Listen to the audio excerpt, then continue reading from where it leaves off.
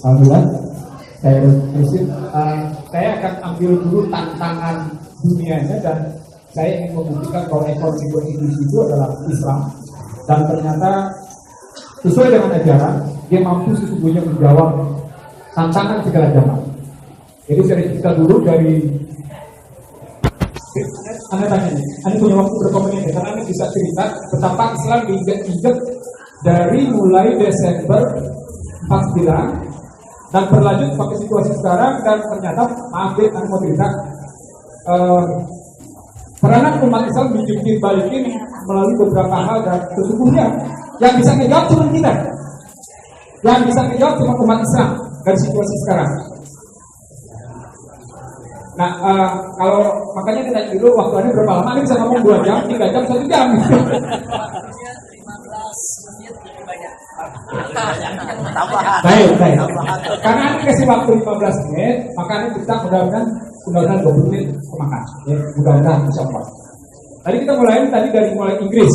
Inggris kepecah 2. Inggris kepecah 2. Mereka yang 52% keluar dari Uni Eropa. 42% kepingin bertahan di Uni Eropa. Ya. Perangnya adalah perang antara yang satu di Rothschild yang posisinya mempengaruhi kerajaan Inggris dan pemerintahan Inggris, perang melawan si Rockefeller yang ingin mempertahankan agar Inggris, masyarakat Inggris bertahan di Uni Eropa. Ini bukan kerjaan baru, ini kerjaan dari dulu. Sebenarnya cerita bagaimana ketika Inggris menyetujui Palestina diduduki oleh Israel. Ini bukan cerita sekarang. Ceritanya panjang, makanya tadi Anda tanya berapa lama. Karena berkaitan semuanya ujungnya, kalau pakai cerita Al-Quran, ujungnya soal materialisme ujungnya. Semua itu ujungnya materialisme. Gak apa-apa, gak. Pokoknya intinya satu, gua serakah dan materialis.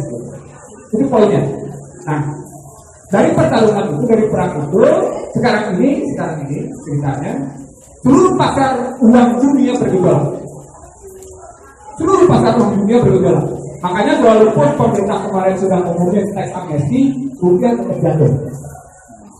Rupiah tetap jatuh dari 13.210, 3.400, turun lagi ke 13.300, terus nggak keluar. Karena memang pasar uang seluruh dunia bergejolak. Pertanyaan, kenapa saya bergejolak? Karena Inggris menguasai pasar uang di dunia 40%. Inggris menguasai pasar uang di dunia 40%.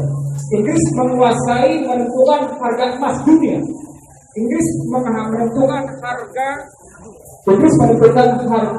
perak. Inggris menentukan harga brand. Brand itu salah satu jenis minyak yang menentukan harga minyak di dunia. Inggris menentukan dari motif di dalam. Semuanya ditentukan sama Inggris.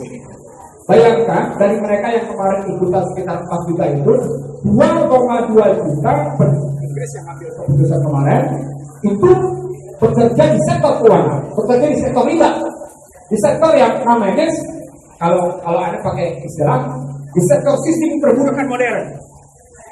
Jadi yang namanya sistem riba itu Anda nyebutnya sebagai sistem perbudakan modern. Ini saudara Anda ini yang ada di sini yang kebetulan kredit motor, yang kebetulan kredit mobil itu masuk dalam perangkat sistem perbudakan modern namanya. Ulang deh, kita nih yang saudara-saudara kita nih yang kena dalam kredit motor, kredit mobil, maaf nih, ini kenanya sistem perbudakan modern namanya. Nah, ini lagi bertahan nggak bisa. Karena tadi kata kuncinya di pasar uang, orang di pasar uang dia akan mendapat keuntungan gede hanya karena isu dari selisih turun naiknya harga pasar uang. Garis bawahi dari selisih. Maka sesungguhnya orang pasar uang adalah hidup dari perselisihan. Perselisihan itu mereka bikin isunya. Salah satu isu besarnya adalah memang karena Inggris merasa dirugikan lewat Uni Eropa.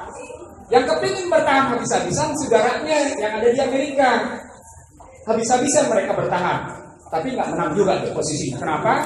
Karena memang sejak sejarah Islam jatuh, Inggris bangkit, mereka sudah menguasai ekonomi dunia.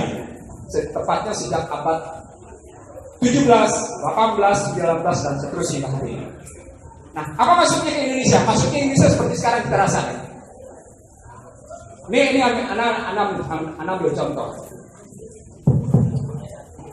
Kalau pakai undang-undang uang kita gini ini, kita kena penjara. Ya, uang kita cuek, kita kena penjara. Uang kita injek-injek, kita kena penjara. Tapi kalau nilainya jatuh, nggak akan keluar, nggak apa-apa. Ngerti maksudnya? Aneh gangguin Ustadz Jubri, bajunya digini, ada penjara. Tapi aneh hina dia habis-habisan harga dirinya, aneh injek-injek habis harga dirinya, aneh nggak apa-apa. Itu sisi Indonesia sebenarnya. Itu akar masalah kita itu. Itu akar bagaimana cerita-cerita Yahudi tadi masuk ke Indonesia, menekan Indonesia habis-habisan melalui yang namanya nilai mata uang untuk membenarkan basisnya adalah perselisihan. Untuk membenarkan itu mereka pakai sisi industri keuangan, kenanya tadi perkreditan. Satu ya, yang kedua sekarang. Nanti ada jawab berdasarkan permintaan hadir. Kira-kira jawaban ekonomi konstitusinya kayak apa itu? Yang kedua, ya, uang ada di bank, ada di industri perbankan. Jumlahnya 4.358 triliun. 48% dari 4.358 triliun dikuasai hanya 1% orang. Dan 1% itu adalah ini kuasai. Ya, 1%. Dia menguasai 48% dari 4.358 triliun. 48% kali 43, kita boleh aja deh. Sebut deh, dia kuasai 50% dari 4.358. Artinya dia kuasai 2.179. 2.179 triliun orang-orang itu menguasai. Nah, jumlah rekening tadi 1%, yang sisanya 99% itu rekening ini kita nih masuk nih, yang taruh duit di bank. Kita yang taruh duit di bank, saudara-saudara yang taruh di bank, jumlahnya memang sama, 2.199 triliun. Tapi jumlah rekeningnya 99% atau 127 juta. Tapi yang menikmati dari simpanan di bank, saudara kita atau mereka? Mereka. Karena mereka yang menentukan uang itu dia ngalirin kemana. Mereka menentukan uang itu dipakai apa. Nah, sekarang ada jawab. Kalau begitu, sesungguhnya apa yang sedang terjadi? Yang sedang terjadi adalah umat Islam masuk dalam sisi perbudakan, yang kedua, dia kemudian dieksploitasi, yang kedua, yang ketiga, namanya sisi perbudakan. Kita nggak bakal pernah bisa merdeka kalau kita tidak memperdekakan diri dari aspeknya. Ini yang mau Anda jawab sesungguhnya di Jakarta. Hewan semua, anak keliling tidak kurang dari sekitar 40 masjid. Ini ada mau cerita sedikit. Tidak satu masjid pun yang punya urusan menyelesaikan mawbahul halul rezeki kalau sholat Jumat. Sholat Jumat bentuknya mawbahul halul rezeki. Mestinya kalau kita bilang mawbahul halul rezeki, maka sholat Jumat itu menyelesaikan saudara-saudara kita yang terlilit utang, yang dalam kesulitan, yang dalam fisabilillah, setelah diminta kumpul sholat Jumat dan menyebar ke seluruh dunia, menyebar ke luar. Tapi tak satu pun masjid yang melakukan itu. Tidak satu pun. Membiarkan bahkan begitu selesai Jumat, itu ada orang di depan mata. Si rentenir itu datang lagi, lo bayar gue. Itu kejadian di Jakarta Selatan, itu kejadian di Jakarta Utara, itu kejadian di hampir seluruh pelosok Jakarta.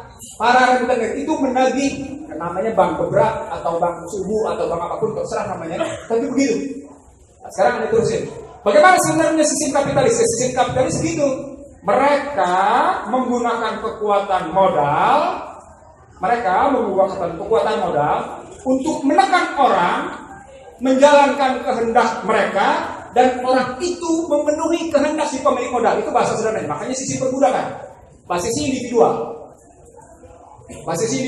Kapan itu terjadi? Kalau menurut riwayat, sejak sebelum Rasulullah hadir, dia hadirnya namanya dalam model patron klien. Jadi dari 635 sebelum Masehi sudah muncul istilah patron klien. Patron itu adalah para pemodal, para orang kaya yang memperbudak orang-orang miskin untuk bekerja sesuai dengan kehendaknya. Itu dari riwayat dulu. Jadi dalam cerita sejarah filsafat Yunani, dalam sejarah kehadiran orang-orang Romawi, posisinya namanya patron klien, hubungan antara tuan dengan hamba sahaya, hubungan antara orang kaya dengan orang miskin. Dalam terminologi keilmuan namanya patron klien. Amin. Begitu. Ibu Beni. Itu berjalan sampai sekarang. Nah, itu yang kejadian sedang kita hadapi sekarang. Maaf nih, aneh mudah-mudahan subhanallah astagfirullah, mudah-mudahan nesal. Kalau kita terus-menerus begini, umat Islam di Indonesia tidak pernah akan bisa terbebas dari sistem perbudakan modern ini. Maaf ya, aneh dulu yang ngomong nih. Kenapa?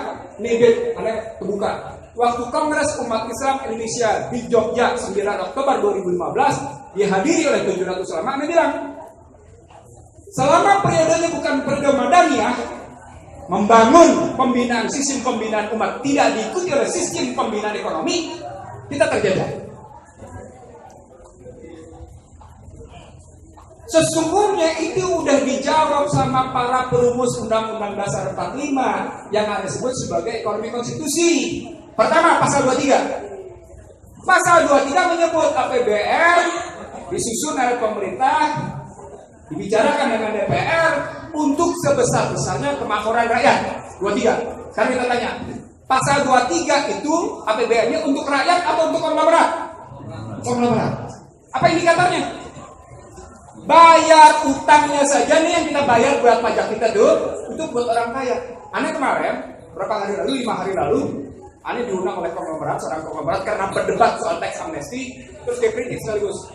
Anda salah tuh soal bunga BLBI, dia bilang. Kami sudah tidak menikmati.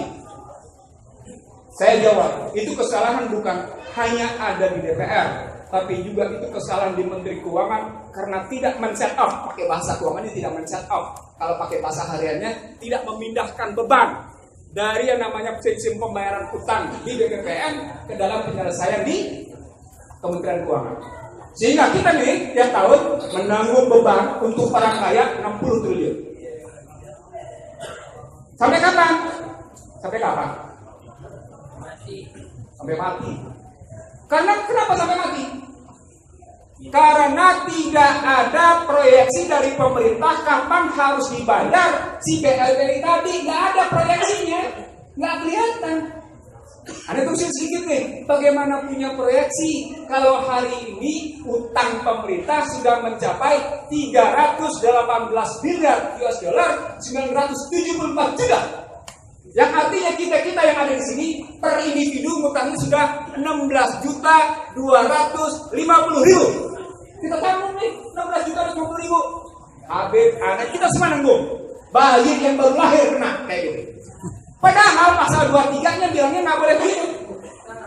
Pasal 23 ayat berikutnya menyatakan soal BI, soal uang. Soal uang. Harga dan nilai uang ditentukan dengan undang-undang. Ketemu moneternya. Moneternya jatuhnya sisi kapitalis karena menentukan riba. Jadi di satu sisi ini gambaran konyol di sini. APBN-nya bicara fiskal tidak membiayai rakyat, dibasis utang untuk kepentingan konglomerat. Sistem fiskalnya sama, hanya untuk kepentingan mereka yang punya modal. Itu pasal 23. Di aplikasinya salah. Anda bilang pasal 23 ini benar, aplikasinya salah. Pasal 23. Next sedikit di ekonomi konstitusi. Ada di mana berikutnya? Pasal 27 ayat 2. Setiap warga negara berhak atas pekerjaan dan penghidupan yang layak. Itu kalimat. Yang layaknya pakai kunci bagi manusia. Setiap warga negara berhak atas pekerjaan dan penghidupan yang layak bagi kemanusiaan. Artinya seperti juga musuh Islam. Islam menghendaki mereka semuanya bekerja, menyelesaikan yang namanya penghidupan yang layak bagi kemanusiaan. Artinya tugas negara memberikan pekerjaan, membuka lapangan kerja. Pakai ilmu namanya kebijakan fiskalnya harus kebijakan supply side, kebijakan yang memasok. Sepanjang kebijakan yang tidak memasok maka jadi masalah. Nah, sekarang pertanyaan, Joko Widodo memasok apa? Memasok, tetapi pakai utang. Maka yang dipasok adalah bagi kepentingan orang-orang Cina. Karena dia bukan kerja bagi orang Cina. Nggak real, ini konkret. Terbuka dia. Ketika Habib tadi bicara soal bagaimana cerita tentang PKI, benar. Tapi pada saat yang sama, si Putin lagi terganggu nih sama kelakuan Cina-Cina ini masuk. Sumber daya gua, usaha gua, duit gua diganggu sama si Cina masuk ke Indonesia. Itu yang aneh khawatir, maaf ya. Itu yang aneh khawatir, kita diadu domba sama si putih sama si kuning. PKI memang salah, LGBT-nya memang salah, liberalnya memang salah. Tapi ada sebagian yang menikmati permainan itu untuk sekedar memusuhi si kuning, si putih tepuk tangan. Di situ kita mesti hati-hati. Kita setuju kita mesti melawan PKI. Coba ada tanya. Kita mesti PKI bagaimana? Yang nikmatin siapa? Yang nikmatin siapa dari kemenangan kita musuh PKI? Katolik, Cina, sekaligus yang paling kaya siapa? Si putih. Si putih yang paling nikmatin. Sadar nggak kalau kita jalan dari mulai namanya Merdeka Barat sampai terus ujung Blok M, selain Suara Kuning juga putih posisi. Begitu juga kalau kita jalan-jalan ke Casablanca flyover, kiri kanan di sini sebenarnya. Oke, pasal 27. Artinya teramputasilah peranan pemerintah membuka lapangan kerja bagi rakyatnya. Teramputasi, nggak mampu lagi karena tadi ekonomi menjadi konsen mereka. Ada orang bilang 1% masyarakat Indonesia menguasai 50%. Anda nggak pakai data itu, pakai data Gini rasio aja. Pakai data Gini rasio aja. Data Gini rasio menyatakan 0,13%. Artinya tingkat ketimpangan mencapai 1% masyarakat Indonesia menguasai aset sumber daya, aset produksi dan distribusi sebesar 43% dari total PDB. Artinya 1% dia sudah menguasai, kalau pakai PDB-nya 10.000 triliun, dia menguasai 4.300%. Berapa beda menguasai? Selebihnya berantakan tak karuan, pertil. Itu 27 ayat 20. Kalau pakai amandemen, ini menarik nih. Walaupun amandemen salah, ada yang benar sedikit. Ada yang benar sedikit amandemen. Sebenarnya karena kebetulan ada jaminan perumahan dan kesehatan. Bukan tuh pasal 28 ayat 1H soal jaminan perumahan dan kesehatan. Amandemen yang lain sepertinya berantakan. Ulang. Amandemen yang lain sepertinya berantakan. Amandemen pasal 28 itu isinya adalah setiap warga negara berhak atas pekerjaan, atas perumahan dan kesehatan. Posisinya. Dan Anda lompat sekarang ke Undang-Undang Dasar 45 yang lama. Dari 27 lompat ke 31 apa 31? Pendidikan. Bahwa negara wajib memberikan pendidikan. Amandemen menyatakan anggaran 20%. Kita baru 20%. 20% akibatnya orang pada korupsi kok tidak ada yang namanya pendidikan dalam rangka mengisi otak. Yang terjadi adalah tadi ada cerita sama Pak Mugiarto 11 kuliah ada di SSBT, kuliah di PT3 adalah ya.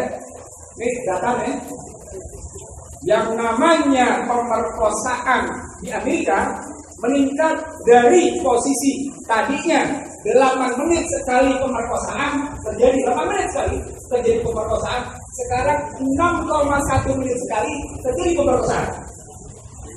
Bagaimana di Indonesia? Sama, di Indonesia terjadi begini. Itu baru satu data nih, ada 7 data lagi yang ingin mengatakan, yang ingin nyatakan adalah posisinya betapa ya namanya sistem ekonomi yang kapitalis itu sesungguhnya adalah rusak. Wa iza qila lahum la tufsidu fil ardh qul inna nahnu muslihun. Tufsidunya salah satunya ekonomi. Dia merusak kapitalisme. Itu pasal 31. Naik ke pasal 33. Nah, di sini ketemu prinsip, ketemu hadis riwayat Ahmad. Tidak boleh sembarang soal energi, tidak boleh sembarangan soal tanah, tidak boleh sembarangan soal tanah. Negara berhak muncul aturan Islam yang seperti ini masukkan dalam pasal 33. Apa itu? Bahwa negara punya hak mengelola sumber dayanya, melakukan peruntukan, menggunakan sebagaimana ketentuan, lalu bisa kemampuan daya. Itu adalah konstitusi. Baru pasal 33 ayat 1-nya, belum ayat 2 ayat 3. Ayat 2 bicara tentang cabang-cabang kondisi yang penting yang tidak boleh diserahkan ke publik, tapi ternyata diserahkan ke publik. Dewan yang saya hormati, tadi datang ke rumah pada zuhur orang yang dekat dengan pemerintahan. Anda bercerita soal pariwisata saja diserahkan ke tangan asing. Padahal pariwisata di Gunung Pindul, pariwisata di Wonosari, pariwisata di beberapa tempat, ketika dikelola oleh rakyat, maka rakyat pada wilayah kecamatan itu tidak lagi mencari pekerjaan keluar. Kalau nggak percaya pergi ke Gunung Pindul, di Gua Pindul maksudnya. Kalau nggak percaya lihat di beberapa tempat di Bali, tempat tertentu. Jogja, Wonosari, Gunung Pindul itu diatur sedemikian rupa karena kan sisi itu beliau. Bagaimana masyarakat sekitar yang tadinya beranakan nggak karu-karuan karena tanahnya dari kabur, nggak punya penghasilan, karena dia diberikan berkah alam dengan macam-macam soal buah dan soal macam-macam itu, mereka sekarang menjadikan sarana wisata. Lalu mereka sekarang punya pekerjaan dan sejahtera luar biasa. Sama pemerintah dikasih kasih. Bayangin tuh, dikasih kasih. Artinya kita sudah berhadapan sama mereka. Itu baru namanya kesehatan, pariwisata, begitu juga pendidikan kesehatan. Itu yang namanya pasal 33 ayat 2. Ayat 3, bumi, air dan kekayaan alam yang terkandung di dalamnya. Itu ada 5 pengertian prinsipnya. Poinnya adalah betapa peran negara menjadi penting. Maka kalau ada orang bilang namanya seorang pemimpin itu cuma administrator, salah. Salah posisi. Terus lanjut ke posisi berikutnya. Ketemu di pasal 34 surat Al-Ma'un. Fakir miskin dan anak terlantar dipelihara oleh negara. Posisi. Nah, sebagai bentuk supaya ini. Dari keseluruhan ini sesungguhnya bisa dibangun istilah Anda pernah ngomong di Masjid Al-Islam, pernah ngomong di Kampung sekali. Dari keseluruhan sisi ini sesungguhnya pilar ini pilar semangat para penyelenggara negara. Pilarnya. Tesis dasarnya adalah kalau pakai bahasa akademik, modal sosial sama dengan modal finansial. Modal sosial itu ada 4 ukurannya. Ukuran pertama adalah values, nilai-nilai. Kalau nilai-nilai dalam kita apa? Asyhadu an la ilaha illallah. Kemudian pertama, kemudian kedua, komitmen. Bagaimana menjalankan asyhadu an la ilaha illallah, komitmennya? Salat. Kemudian ketiga, punya sikap kepercayaan satu sama lain karena kita berjamaah. Kemudian keempat, pakai bahasa mereka sosial network, pakai bahasa kita silaturahmi. Itu modal sosial. Ini tidak boleh melampaui modal finansial, faktor-faktor produksi, urusan uang, urusan tanah, urusan mesin, urusan manajemen. Dia tidak boleh lebih tinggi dari nilai-nilai tadi. Nilai-nilai tadi juga tidak mengalahi posisi ini modal finansial. Dari posisi ini gambarannya menjadi pilar-pilar yang dibangun dalam ekonomi konstitusi sama dengan pilar-pilar dalam Islam. Apa itu? Tergantung ilmu amal dunia. Pakai bahasa konstitusi tergantung pada semangat para penyelenggara negaranya.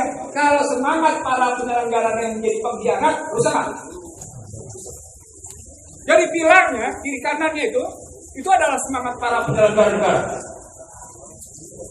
Semangat para penyelenggara itu ditegaskan dalam pasal 9 yang lama. Kalimatnya, coba baca. Bukan demi Tuhan yang Maha Esa. Baca. Demi Allah, saya Presiden Republik Indonesia. Atau macam Mugi Harto tadi tuh, kalau dia pakai Islam, sumpahnya itu pakai demi Allah. Sumpahnya pejabat itu demi Allah. Tidak pakai demi Tuhan yang Maha Esa. Yang pakai bahasa yang agama lain memang pakai agama sendiri. Tapi kalau Islam sumpahnya adalah demi Allah. Artinya sesungguhnya, ikhwan kalian, dia tidak menggunakan terminologi Tuhan.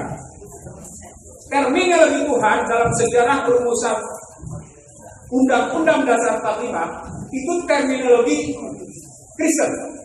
Dan itu dia hanya dalam rangka menerima pemahaman tentang 7 kata kunci pokok yang dibuat, tapi diterima terminologi kata Tuhannya, tapi tetap dikunci oleh yang namanya para pejuang. Dikunci apa? Yang Maha Esa. Emang Kristen pakai yang Maha Esa? Tapi terminologi mereka dipakai. Karena itu cocok yang dijelaskan oleh Habib tadi. Alinea 3 berkat rahmat Allah yang Maha Kuasa dan pasal 29. Dalam aplikasi ekonomi konstitusi itu artinya dia tergantung sekali pada sistem aplikasi. Nah, ketika kita ngomong sistem aplikasi di sini kita kunci di posisinya. Kita boleh ngomong hebatnya ekonomi konstitusi, kita boleh ngomong hebatnya. Maaf ya, ini ada ngomong maaf ya 3 kali. Kita boleh bilang hebatnya ekonomi Islam, tapi aplikasi hingga hari ini dunia internasional Islam tidak punya international financial reform system.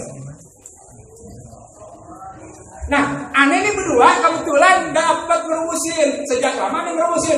Yang namanya amanat itu amanat, ya harus sama dengan manfaat. Dan itu ternyata bisa diaplikasikan dalam sistem akuntansi. Dia terjemahin per item nih, terjadi nih. Aneh cuma dapetin makronya. Ya, Anda dapat makronya bahwa yang namanya amanat harus melahirkan manfaat. Amanat tidak boleh melahirkan mudarat. Siapa saja menyimpangkan amanat pasti lahirnya mudarat. Dia terjemahin satu persatu. Aneh kemudian memberikan nilai-nilai atas posisi posting. Nama dalam akuntansi namanya posting atas nilai-nilai amanat, posting atas nama nilai-nilai manfaat. Dia harus ketemu 00. Poinnya apa? Jujur. Poinnya apa? Jujur. Jadi sistem akuntansi yang kita sedang kerjain dari namanya cerita makroekonomi konstitusi sampai dengan sistem aplikasi, ini mudah-mudahan ini bagian dari cerita revolusinya FPI menghadapi gerakan kapitalisme dunia. Dan ini kita anggap sebagai nanti buah kerja kita semua, bagaimana kita menghadapi gejolak revolusi kapitalisme yang menurut mereka selama 4 abad mereka ngakuin gagal. Tertulis mereka selama 4 abad mereka ngakuin ini gagal kita. Buku mereka ngakuin kami 4 abad ini gagal. Ada sebut bukunya, ada 3 bukunya. Buku pertama Joseph Stiglitz, The Price of Inequality. Buku kedua, Jack Richard, The Price of Civilization. Buku ketiga, bukunya Thomas Piketty, The Capital in 21st Century. Buku keempat yang paling terakhir dan dianggap paling gila karena membuktikan betul ketololan, kegoblokan, kesalahan Amerika. Robert J. Gordon, Rise and Fall, American Growth.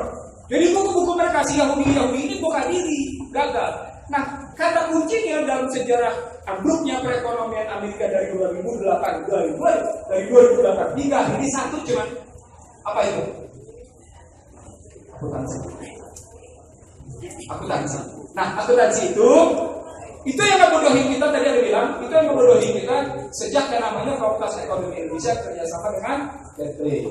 Nah, mudah-mudahan ini jawaban Anda atas pernyataan Habib. Salah tanggung jawabannya, tapi Anda yakin betul kali ini untuk perjuangan ketemu secara akademik benar itu karena milik kita semua. Assalamualaikum warahmatullahi wabarakatuh. Waalaikumsalam warahmatullahi wabarakatuh. Sallallahu alaihi Nabi. Ini barusan kita dapat pelajaran dari Pak Ersan ini sama juga kuliah di kampus. Nah, ini pelajaran bukan pelajaran 1 semester, 4 semester. Alhamdulillah jazakallahu khair. Mudah-mudahan apa yang disampaikan beliau tadi menjadi motivasi buat kita semua untuk lebih merapatkan barisan, untuk lebih menyatukan potensi, untuk lebih mengikhlaskan diri, karena ternyata perang ekonomi ini begitu dahsyat. Kalau umat Islam tidak siap untuk menghadapinya, kita akan ditelan oleh gerakan musuh-musuh Islam. Alhamdulillah min. Jadi terima kasih kepada Pak Hasanuddin Nursi, terima kasih kepada Pak Gufri yang sudah membawanya, dan terima kasih kepada semua pihak. Akhirnya ayo mari rapatkan sosoknya